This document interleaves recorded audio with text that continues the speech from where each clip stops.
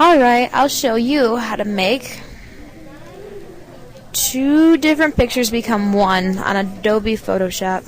We're going to start from scratch. And we're going to import video pictures that we already have. So we're going to open. We're going to pick our gondola. And we're also going to open our Santa Maria. Now what we're going to do is we're going to make this picture right here of the Santa Maria the background to our gondola. So what we have to do to start out as is we have to cut the gondola out of this picture. So we're going to start with that lasso tool right here. We're going to start at the very tip. We're going to click there. Then we're going to click around this little ball. And then if you notice that if you start moving, the magnetic tool will follow. And it will trace around to your intended curve. Just be careful not to waver very far, because sometimes it will pick up on other lines that it sees because it doesn't know where you're going with it.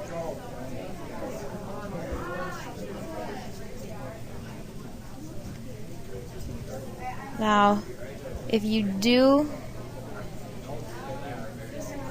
get off track, or if the magnetic tool doesn't find your intended path, all you have to do is just click on it.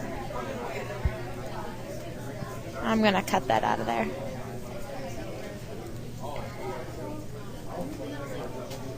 Alright. Now you see, it doesn't know where I'm going with this guy's head, so I'm just going to cut around it, and then we'll come and get him later with the selection tool. Now see, we've made it around, so we're going to take our selection brush, and we're going to go up to, let's say, not 15, 5 pixels. And we're going to zoom in a little bit to get a better angle on it. Back to our selection tool. We're going to go to inverse. So then that way, it's everything that we want to have is selected. We're going to go around the man's head. We're going to get his elbow in there.